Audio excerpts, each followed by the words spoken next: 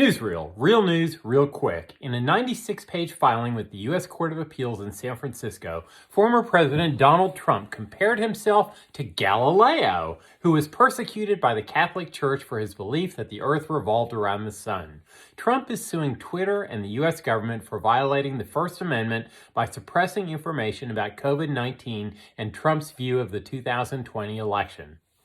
Trump will make what he refers to as a, quote, big announcement, unquote, from his home at Mar-a-Lago in Florida on Tuesday night, likely that he's running for president in the 2024 election. Senate Majority Leader Chuck Schumer of New York said Monday that he believes the key to Democrats continuing to win is twofold: more deals with moderate Republicans in Congress and Nancy Pelosi staying on as leader of the House Democrats. Quote, "I hope she does stay on as leader. I love her," unquote, Schumer said.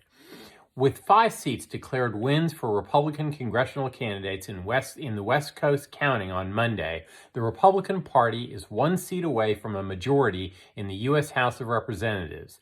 Russia and Ukraine on Tuesday accused each other of extending the war at the G20 talks in Bali, with the warring sides setting out their requirements for peace. A draft of a declaration by G20 leaders strongly condemns the war in Ukraine and deplores the conflict's effect on the global economy. Ukraine's President Zelensky attended by video, while Russia's Foreign Minister Lavrov attended in person.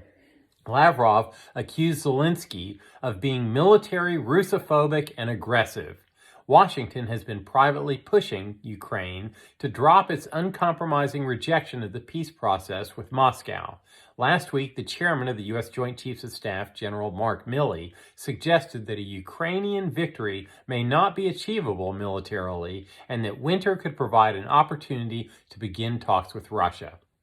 Amazon will lay off 10,000 employees this week, or about 1% of its $1.5 million person workforce worldwide.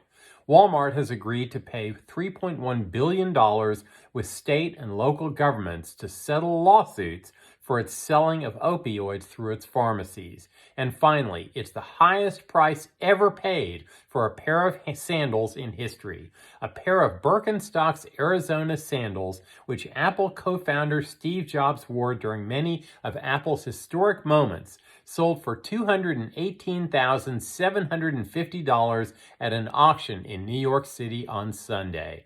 And that's the way the world is. See you next time.